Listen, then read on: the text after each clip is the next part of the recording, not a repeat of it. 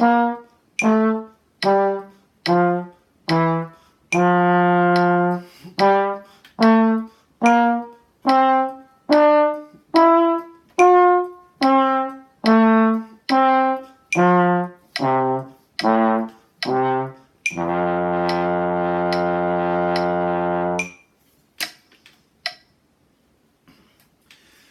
Chloe, that's the 2-octave version of the F major scale.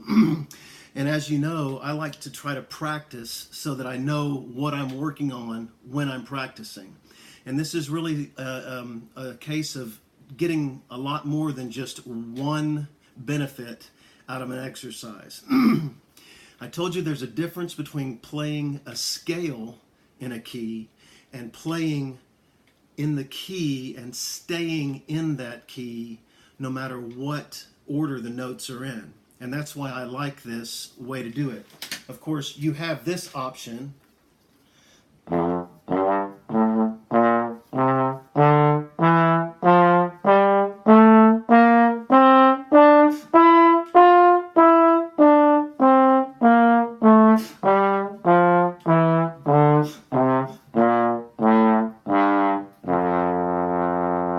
There's nothing wrong with playing the scale in 2 octaves, but the reason I have you doing it this way, Chloe, is because it incorporates a lot more than that. It's teaching you to differentiate between playing just an F major scale and playing 2 octaves and staying in the key of F major. Because as you noticed, it sounds a little bit different when you start on different numbers in the key. So if I stay in F major, but I start on D,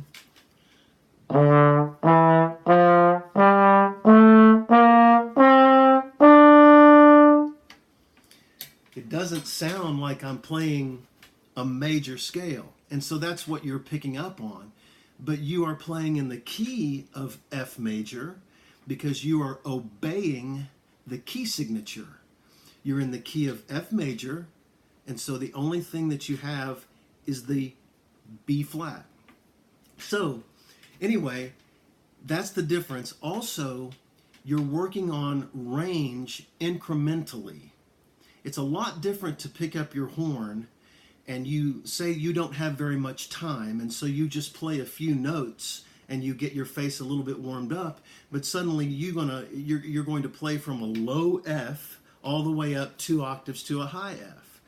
Well, this actually incorporates the feeling of a warm-up with a scale exercise, because you'll notice that on the very first run, the first octave that you play is in a very friendly range. You're just playing from low F to the middle F, middle range F. And so your face gets a chance to warm up as you go up the scale incrementally. Then also, because one of the things that you're working on so great is music theory, you also incorporate the tonic triad. And so you're not just playing an F major scale in 2 octaves. You are doing that, but you are also coming back down, warming up your face, and you finish by outlining the entire key of F major by all of the defining factors, 1, 3, and 5. And so when you go 8, 5, 3, 5, 1, when you do that in 2 octaves, you have completely covered the key of F major. And then the next place we go, Chloe, is, and this is the way I want you to do this, is you just go up 1/2 step. And it'll be a little bit hard at first because you'll have to think, oh my goodness, now I'm playing in the key of G flat or F sharp, whichever one you want to work on. And so now you've got to think of what are all the notes in G flat, what's the key signature, and you've got to stay in that same key all the way through. And it's going to be challenging for you, but check out what's going on. When you do that, you are not only working on your range incrementally within the one key, but as you move up 1/2 step, now you're going to go up 1/2 step at the top of the range. And so can you imagine what this is going to be like when you get to the key of B flat? Or when you get to some of these higher keys, that's going to take you up to a double B flat. But remember, since we did it incrementally, it will not seem so hard because it's like climbing a ladder, a very small step at a time. So this is an inclusive exercise that allows you to play the scale in 2 octaves, but you're working on so much more than that. I hope you have fun with it, and I'm going to make you another video soon. I'm proud of you, Chloe.